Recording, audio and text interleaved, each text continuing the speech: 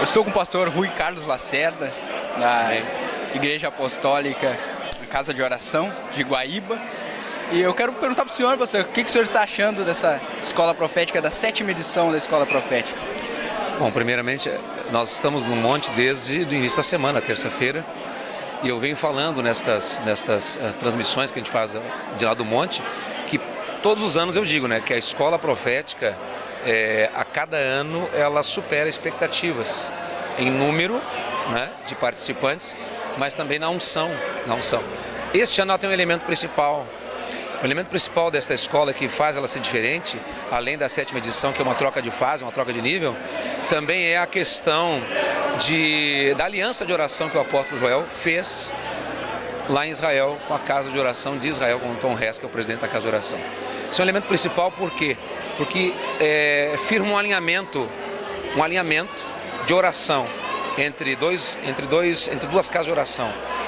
Faxinal do Soturno, Rio Grande do Sul, há mais de 30 anos, Israel, no Monte das Oliveiras, há mais de 30 anos.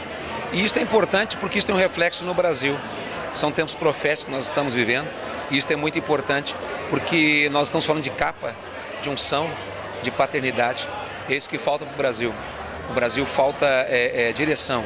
O pai da direção, o pai da identidade e o pai da legitimidade. Isso que está faltando no Brasil. Então esta edição dessa escola, ela é extraordinária por esses elementos somados de alinhamento de oração, elementos somados de troca de fase. Por isso que ela é extraordinária nesse ano. Amém. O senhor falou aí em paternidade, em cobertura, e o senhor faz parte da cobertura do apóstolo Joel Engel. Eu queria saber com o senhor, por que um pastor submeteu seu ministério a uma cobertura apostólica? Isso é muito fácil de responder, porque todo filho precisa de um pai. Ontem eu ainda ministrei, numa das ministrações que nós fizemos ao vivo, pelo Face, nós falamos de pelo menos três coisas que um pai, isso está baseado em João capítulo 8, 33, 3 coisas que um pai transfere para o filho.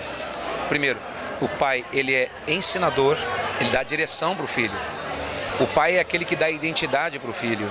E o pai é aquele que legitima o filho. Jesus falou isto. Jesus falou, vocês estão abismados, estão surpresos com as obras que eu faço, vocês farão obras maiores ainda das que eu faço. Por quê? Porque em João capítulo 8, Jesus fala exatamente sobre a paternidade. Jesus fala, o filho, ele fala de filiação. O filho que permanece, o filho que não mora na casa é escravo. E o filho que permanece na casa, esse não é escravo, é filho, ele permanece para sempre. Então ele arremete à paternidade, ele arremete a uma cobertura. Infelizmente o Brasil, ele tem uma dificuldade muito grande de entender o sistema religioso. Como na época de Jesus, os fariseus tinham essa dificuldade de identificar Jesus como Filho de Deus. Não por causa dos milagres, que Jesus fazia muitos milagres. O próprio o fariseu Nicodemos reconhece Jesus como filho. Ele diz, a gente vê que o Senhor realmente é Filho de Deus, que o Senhor vem do céu mesmo, porque ninguém pode fazer os milagres que o Senhor faz. Mas por que os fariseus não reconheciam Jesus como Filho de Deus? Por causa do sistema religioso.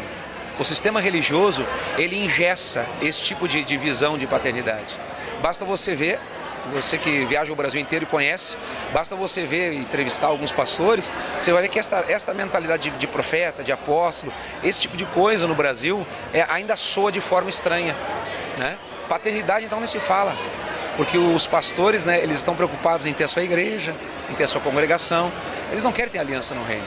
E a paternidade arremete a isso, alguém que está sobre ti, que tem uma unção sobre a tua vida, alguém que vai te dar direção, alguém que vai te legitimar a tua unção e alguém que vai ser um intercessor teu, um pai profeta, que é o apóstolo Joel, é o nosso pai profeta, há muitos anos. E debaixo dessa cobertura aí, eu sei que o senhor tem se tornado representante em Guaíba lá, da visão do Tabernáculo de Davi e da oração 24/7, que o apóstolo iniciou há mais de 31 anos, né?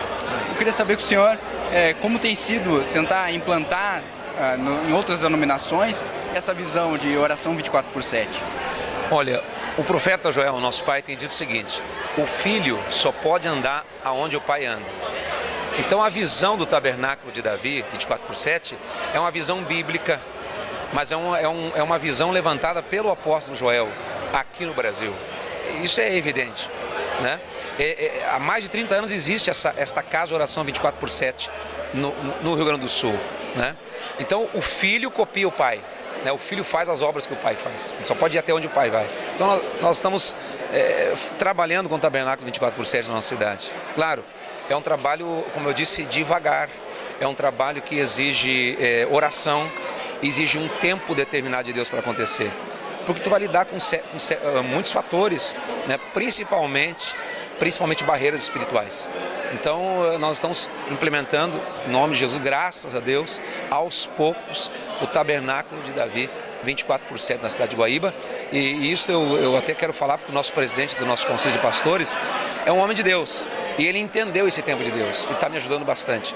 E isso é inédito em Guaíba, para você ter uma ideia, há mais de 20 anos da existência do Conselho de Pastores, nunca houve essa direção dos pastores se unirem em oração.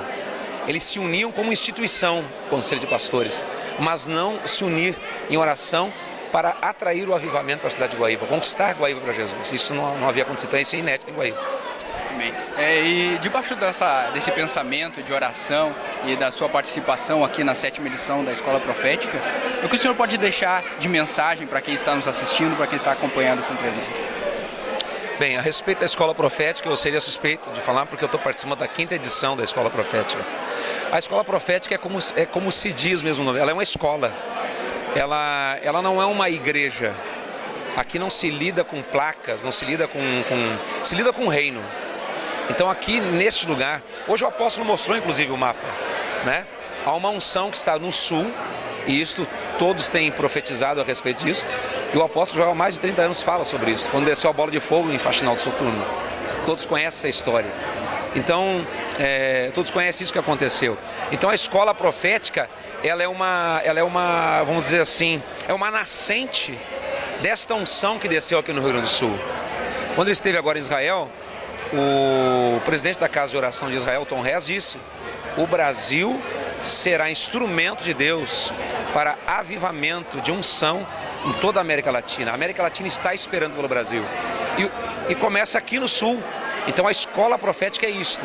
Em síntese, a escola profética é uma escola que treina profetas, que ensina profetas e que unge profetas para impactar o Brasil, impactar as nações. Amém. Eu agradeço ao pastor Rui por esses minutinhos de entrevista. Amém. E que Deus continue lhe usando, lhe abençoando nessa sua visão de expansão do Tabernáculo de Davi, da oração 24 por 7. Eu que agradeço a todos que estão nos acompanhando, agradeço a atenção, agradeço o carinho, agradeço a honra de estar aqui nesse microfone, falando com vocês todos, né, e falando um pouco da escola profética, um pouquinho só, tem muita coisa para falar. Amém? Amém. Deus abençoe. Amém.